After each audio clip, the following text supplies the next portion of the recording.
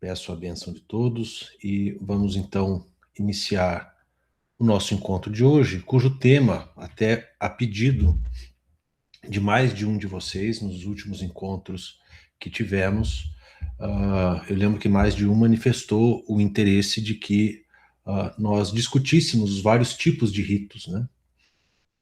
Porque, de um modo geral, na Umbanda, meio que se tem apenas a ideia de que existe só um tipo de rito, é uma só coisa, é ir para o Congá, cantar alguns pontos e ficar incorporando e fazendo certas coisas, né, trabalhos ou encaminhamentos vários.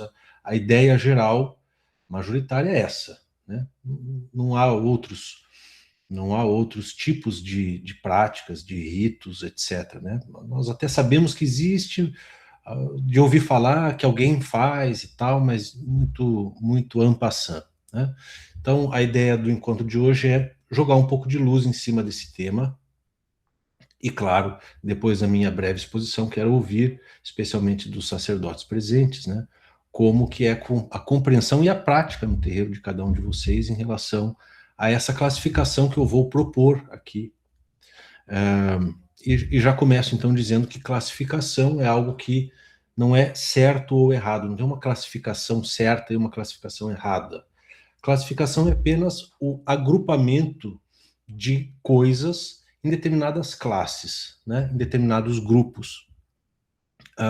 Então, o que existem são classificações fundadas em critérios diferentes e que podem ser úteis, mais úteis ou menos úteis, para esse ou aquele aspecto. Então, dependendo do critério que nós utilizemos para essa classificação que nós vamos discutir aqui, dependendo do critério, certos aspectos das coisas classificadas são iluminados, são, de alguma forma, clarificados, né? E dentre os muitos critérios possíveis que nós poderíamos usar para classificar os nossos ritos, as nossas práticas, eu decidi adotar, porque acho que esse é o mais fecundo critério para as nossas discussões, o critério da finalidade. O critério dos objetivos dos ritos. Os ritos diferentes podem ter e têm objetivos diferentes, finalidades diferentes. E, portanto, cada um desses tipos de ritos vão precisar empregar meios também diferentes para alcançar esses fins diferentes, né, essas finalidades diferentes. A multiplicidade de finalidades que existem numa prática espiritual sempre me foi mais ou menos clara, mas com o tempo isso foi ficando cada vez mais claro para mim, né? Eu já contei aqui uma história para vocês de estar num grupo, né, de WhatsApp com pessoas interessadas em umbanda esotérica, sacerdotes e praticantes mais avançados, mesmo que não sejam sacerdotes. Vocês já vão entender porque eu estou contando essa história. Porque nesse episódio, a diferença da busca, do interesse, do objetivo, da finalidade ficou bastante marcado para mim, né? Essa diferença ficou bastante marcada. Então as pessoas ali estavam trocando grimórios, né? Coletâneas de sinais, de pembas e de receitas para isso, para aquilo, para esse tipo de trabalho, para aquele outro tipo de trabalho. E eu fiz um gracejo, fiz uma brincadeira perguntando se naqueles grimórios todos não havia um sinal de pemba e uma magia para que eu fizesse e me tornasse sábio.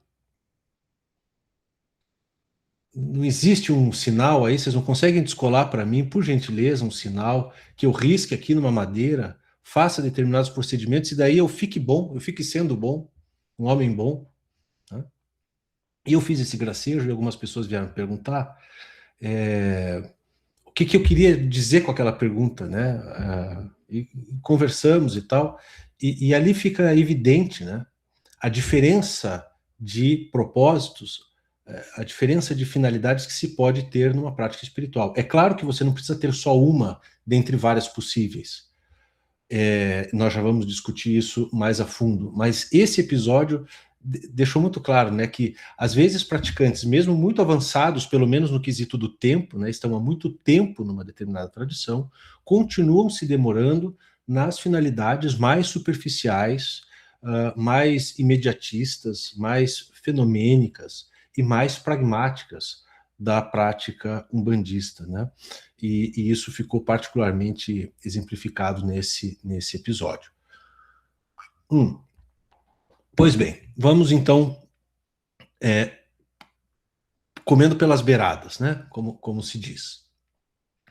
Um tipo de rito cuja finalidade seja a mais pública, externa e pragmática possível é aquele conjunto de ritos ou aquele tipo de rito cuja finalidade é a obtenção de melhorias na vida comum, na vida mundana, na vida ordinária das pessoas que acorrem ao terreiro, tanto assistidos quanto os internos. Existem certos ritos cuja tônica é essa, cuja ênfase é essa, cujo objetivo principal é esse: dar caminho para certas situações não muito profundas, não muito altas, mas problemas comezinhos, problemas que todos temos e sempre teremos, porque a vida é constituída deles, né?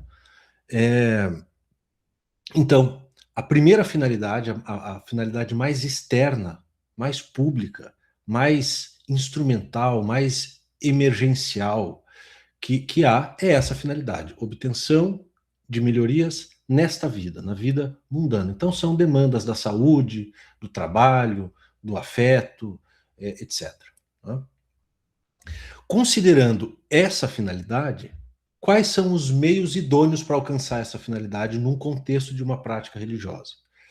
Bom, magia e mediunidade principalmente, né? Entendidas ambas naquela dimensão objetiva, energética, por assim dizer, de coisas que vão acontecendo na realidade objetiva, né? Então é manipulação de forças sutis e determinados encaminhamentos feitos com entidades e elementos naturais para promover essas melhorias na vida mundana dos partícipes desse rito, né? Então, consultas, atendimentos, os famosos trabalhos, né?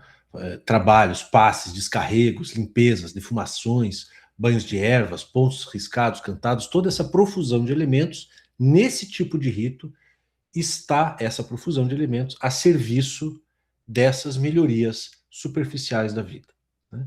É justo buscá-las, não há nenhum problema em buscá-las, eu preciso sempre fazer essa ressalva, porque sempre que eu começo a falar que existem outras coisas mais profundas do que essas, logo vem sempre uma objeção dizendo: ah, mas não vejo nenhum erro nisso, né, em atender às necessidades das pessoas que acorrem aos terreiros. Eu não estou dizendo isso, que isso é um problema, né?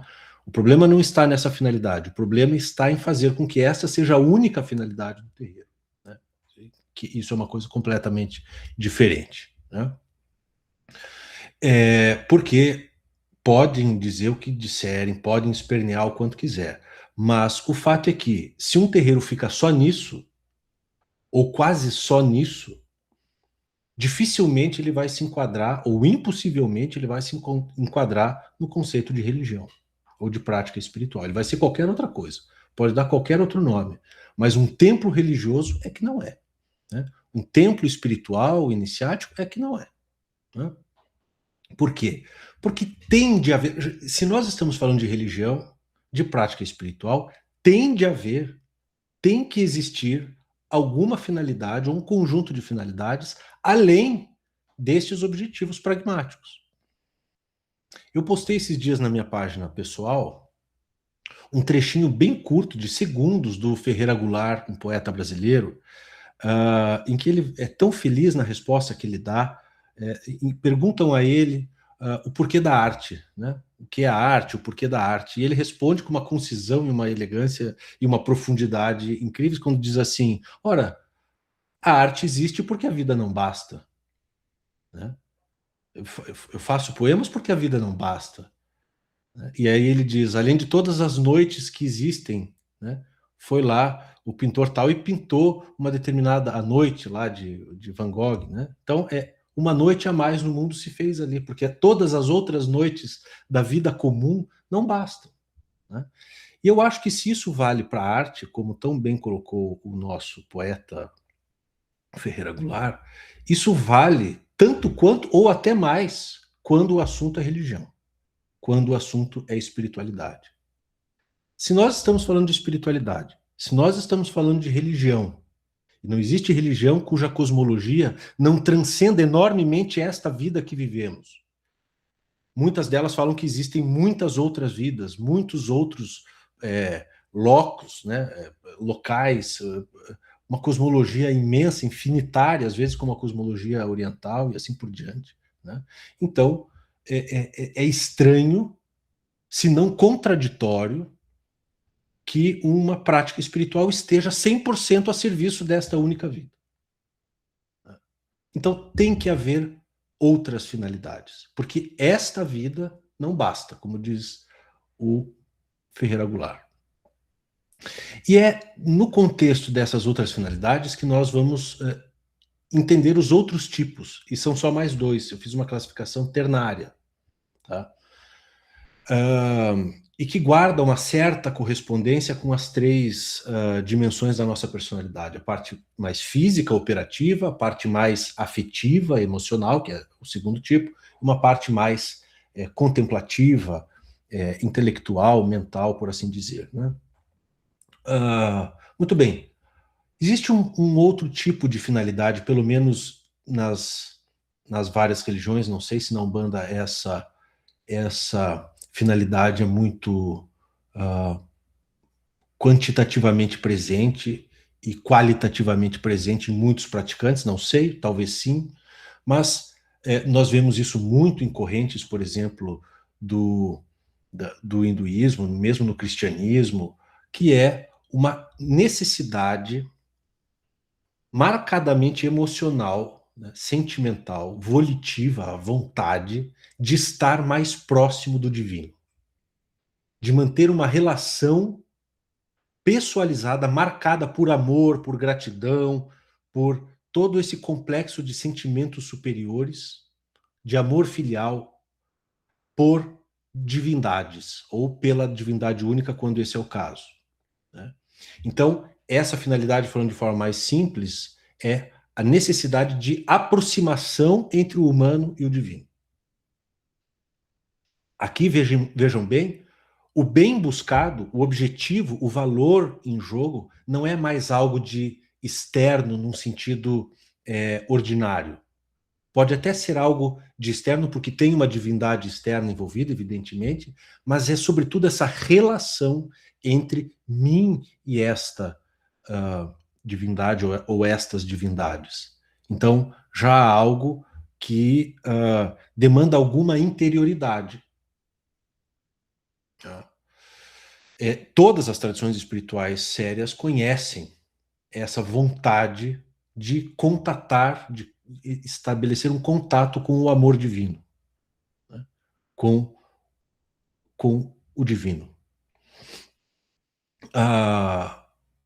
E os meios próprios para isso, já não adianta você fazer um trabalho, riscar um sinal, acender uma vela, no sentido energético da coisa, para achar que essa necessidade vai estar saciada. Não vai. Então, aqui já existem outros meios. Às vezes pode haver uma sobreposição na aparência das coisas, mas a forma como é feita já muda. Então, o ato de riscar um sinal, de acender uma vela, já não está buscando aberturas de caminhos, etc. Está querendo servir de meios hábeis para eu contemplar a divindade da qual eu quero me aproximar. Então, às vezes, uma mesma prática a um olhar superficial está sendo meio hábil para um outro tipo de rito. O rito já é outro. Né?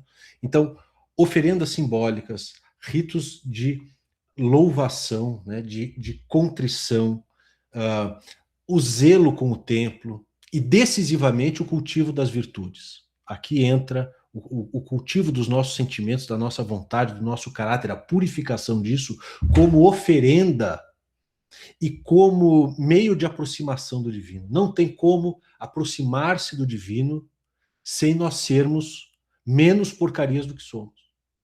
E aí entra um aspecto importante do que eu venho chamando a atenção diuturnamente nas coisas que escrevo e publico, do cultivo das virtudes, não como moralismo, como alguns entenderam, mas até como uma técnica sem a qual é impossível estar realmente próximo de uma divindade. Né?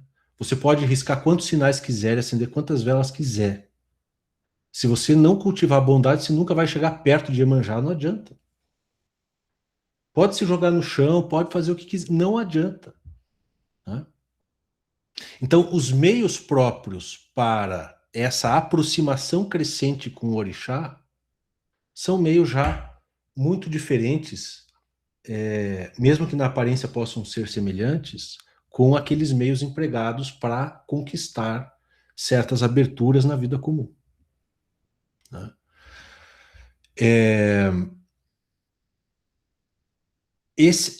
Essa questão do cultivo das virtudes que falei pode ter ficado meio solto, mas tem tudo a ver com isso que eu estou falando, que são esses ritos devocionais, né? Quando nós falamos em oferenda, a gente logo pensa em erva, flor, etc. Mas as grandes oferendas, nesse nível mais profundo de fruição do divino, as que realmente importam é o caráter que nós oferecemos, são os sentimentos, os pensamentos que nós oferecemos, e não os elementos naturais, não tanto os elementos naturais que nós oferecemos. Isso é assim por uma razão muito simples.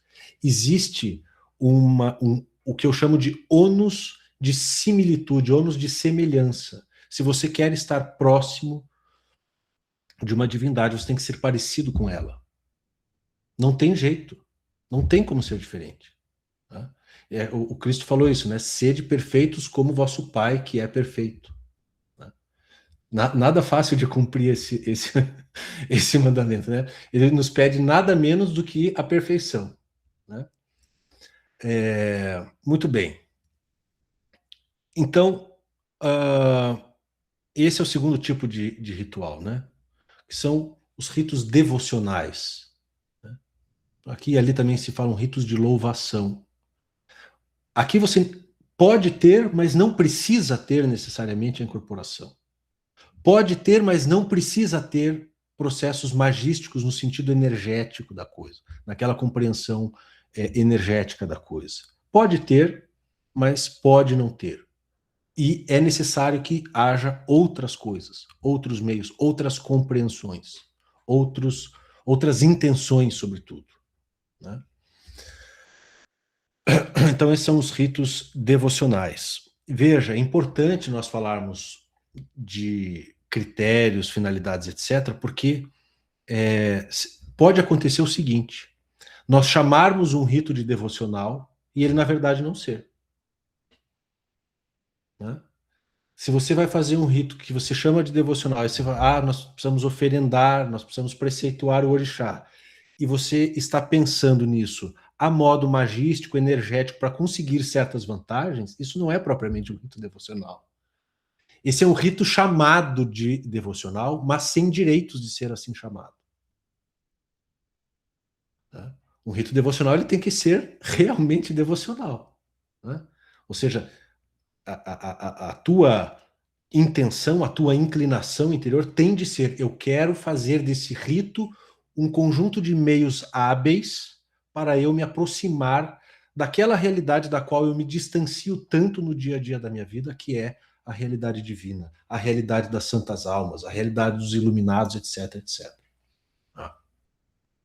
Então, queria fazer essa ressalva importante sobre os ritos devocionais. Tá?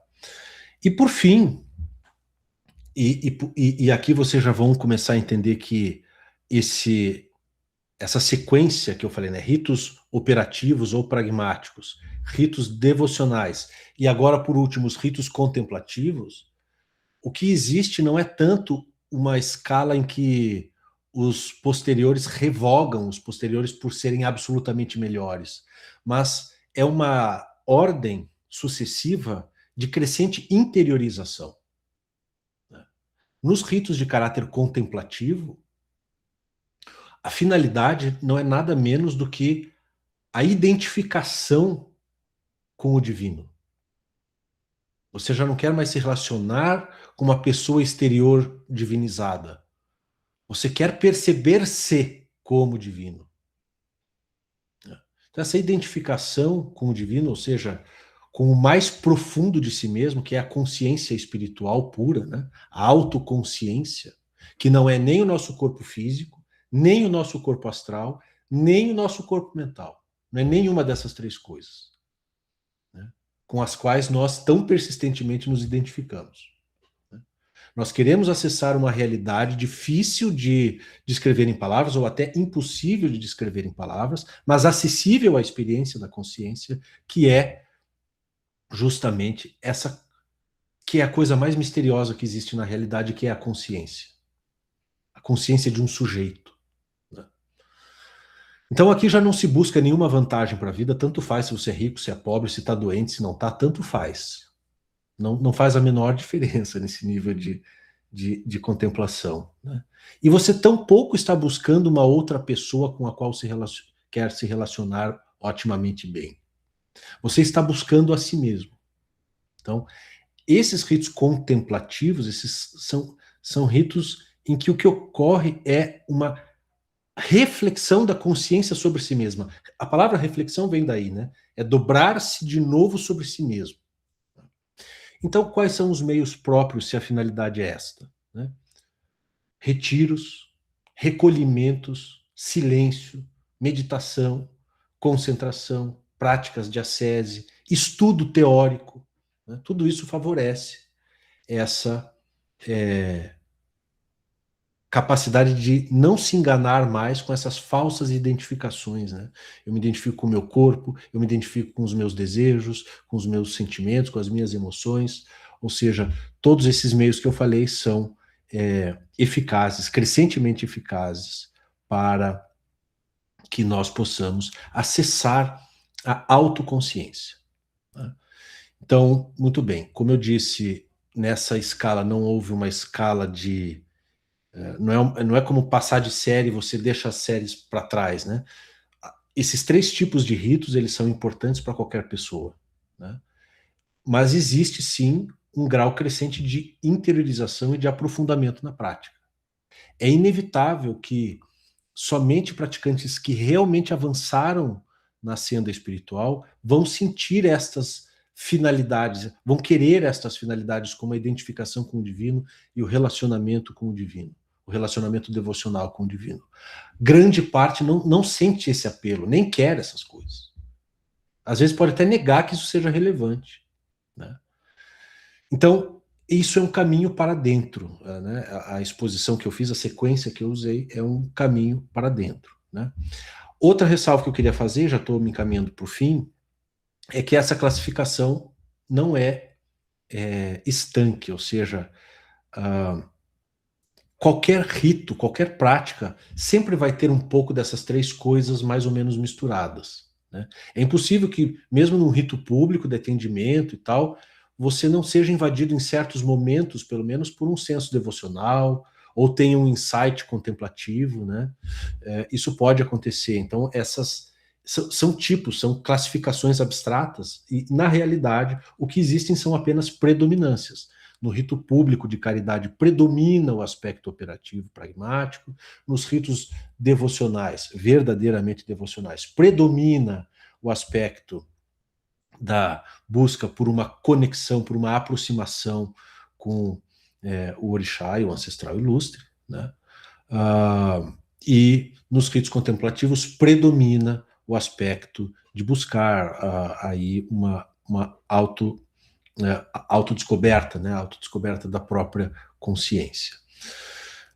Isso não surpreende, porque toda classificação é sempre relativa e abstrata, né? Ela sempre oferece exceções, sempre oferece, no campo prático que você vê, são mais predominâncias do que exclusivismos, né?